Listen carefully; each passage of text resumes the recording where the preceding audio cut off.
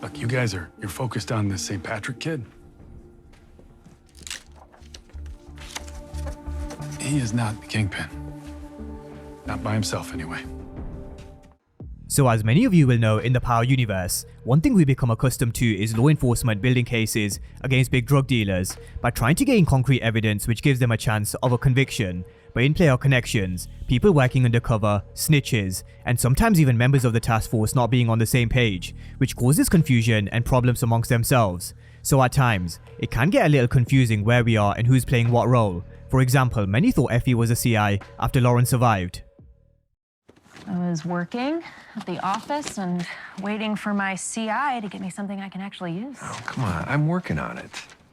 Now, it was later confirmed that Cooper Saxe was definitely the CI, but I do think there's going to be a huge twist, because I really do think we need to keep our eyes on a few characters. There's of course the obvious Cooper Saxe, Salim the TA, Evelyn who admitted she had an interaction with Detective Whitman, and many still question Effie's intentions to this day because of her past. But one thing which will no doubt cause complications in the future is the fact that Jenny's CI is Cooper Saxe, and Blanca Rodriguez and Saxe have a history that runs deep. So in this video, we're going to be breaking down the investigation board, we're going to have a look at where we currently are with the RICO, and how Tariq and Monet find themselves at the center of the investigation in Power Book 2 Ghost Season 3.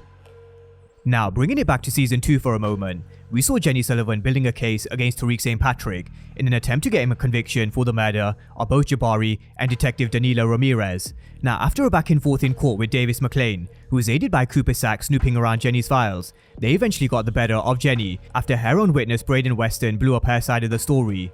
Instead of Braden snitching on Tariq and the Tejadas, he took the blame for course correct, and he said he was the one who was dealing drugs at Stansfield, and that meant Jenny's case against Tariq was no more. Now, one thing we've also learned about Jenny Sullivan is that she's extremely career driven, very similar to Angela Valdez in that respect, but after her failed attempt to nail Tariq St Patrick, her career's definitely taken a bit of a hit, and Cooper Saxe did warn her, going after Tariq St Patrick isn't going to end well. He's been in her position before, and he warned her to let it go, because another defeat could definitely derail her entire career. But this is where we saw the tables turn. Lauren Baldwin is dead. You liar! Jenny Sullivan definitely played on Cooper Saxe's guilt, because she knew he wouldn't be able to live with the fact yet another innocent life was lost. So we had Saxe telling Jenny he'll sacrifice his law license to work undercover. So coming to the present day, the tables have now definitely turned, and it's Jenny's turn to run game on Cooper Saxe. They were looking through Davis's files, and she definitely took an interest in the Theo Rollins case, something I'm going to come to later on, so just keep Theo Rollins in the back of your minds. But we also saw her teaming up with Blanca Rodriguez. Now, Blanca Rodriguez is another character who we saw at the end of Season 2. She returned as a DEA agent, and we learned that Mecca was her CI, and her and Jenny's goal definitely align. In Power, she was investigating James and Tasha St. Patrick, and now she has her eyes on Tariq St. Patrick. Blanca Rodriguez, you investigated James St. Patrick, right? And Tasha and Tariq himself. That whole family is a menace. So these are two characters who are after the same thing, and the fact that Jenny said she has a CI embedded in their organization was music to Blanca's ears, so they agreed to put a joint local and federal task force together to try and take down Tariq St. Patrick, the Tejadas, and their entire drug enterprise. Now, at the center of Jenny's investigation is, of course, Tariq St. Patrick, and she made Lauren aware that Effie and Braden didn't act alone. Her actual investigation goes beyond them, and they've set their eyes on Tariq. But it's worth noting that Lauren didn't say anything bad about Tariq St. Patrick, but whether she keeps it that way is another story, because she does believe drug dealers and murderers should be in prison, and that's exactly what Tariq is. So at some stage, I do think we're going to see Tariq and Lauren come face to face. Now, it's also worth noting that this file gave us another clue whether Tariq has contact with Tasha or not. It says that Mrs. St. Patrick's sister Yasmin St. Patrick will be placed back into the previous foster family with who she was living with before, due to contraband provided by Mr. St. Patrick. So I'm not so sure if this was an error, because we all know she was in witness protection with Tasha, or whether this was before Tariq had her reunited with Tasha. But it does seem like the phone that was the link between Tariq and Tasha is no more. So just a small clue as to why we may not see contact between Tariq and Tasha, not anytime soon anyway. But the reason for Jenny keeping Lauren in her house and continuing to fake her death is because she holds the key to building this RICO. If Tariq and the Tejadas ever find out she's alive, then they'll know law enforcement are onto them, and that's why Blanca Rodriguez hasn't made it public she knew Tariq was at Mecca's penthouse the night of his murder. So both Jenny and Blanca are definitely being discreet about their moves. But someone who's been causing Jenny as well as the Tejadas constant problems is Detective Whitman. He was the man who was watching Dante Spears' penthouse and even stopped Monet in a bogus traffic stop and warned her he's gonna keep chasing her and he's not gonna stop. So from Detective Whitman's perspective, he knew he fucked up after he went too hard on Zeke and Carrie. And so not only does he want retribution, it seems like he doesn't mind crossing the line. Now, Whitman isn't just harassing Monet, he's managed to help Jenny and Blanca Rodriguez connect the dots, which will give them authorization to get this joint task force off the ground. He told Jenny and Blanca that after Z gave him Ramirez's PBA card, he did some digging, and he found the calls between him and the Tejada house. And Ramirez wasn't just working for the Tejadas, he was sleeping with Monet. But that's not all. They were too focused on Tariq St Patrick when they needed to be looking at Monet Tejada, which was a lightbulb moment for both Blanca Rodriguez and Jenny Sullivan. They knew Monet had ties to Dante Spears, so if that's where they were getting their product from, there's their Rico. But that's only half the story and the perspective from law enforcement. So where do we stand when we come to the Tejadas, Tariq St Patrick, and the rest of the crew?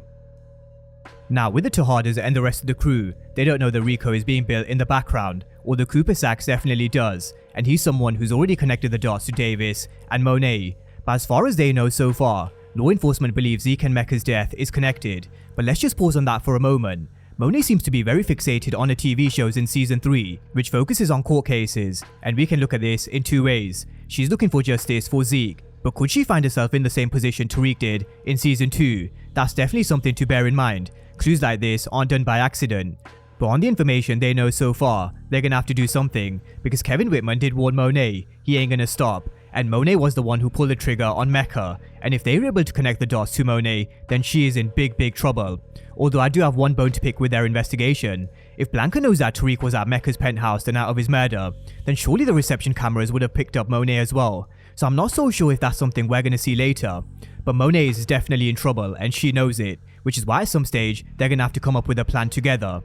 So in the trailer for episode 3, we see Monet, Tariq and Davis deep in conversation with how they've connected the dots to Whitman, with Tariq saying if he's looking at Monet, then they're most likely looking into him and he's not wrong. So Davis is going to have to work some of his magic, although one thing that definitely complicates things is the Theo Rollins case. Once Jenny Sullivan gives Saxe the unredacted version of this file, I have no doubt that this is going to point in the one direction, Davis McLean. And that's going to pose issues for Davis, because at some stage he's definitely going to be exposed, so they're going to have to get rid of someone. So could it be Saxe's final stand, or is it time up for Detective Whitman? Now, Theo's also a character who seems like he's been released and has a gun pointed in Cooper Saxe's direction, because it does seem like they've recasted Theo Rollins. This was from episode 1 preview, and this is definitely not Redmond, so that is something just to watch. Now, there are a few other characters I do believe we should be mindful of, and let's start with Evelyn.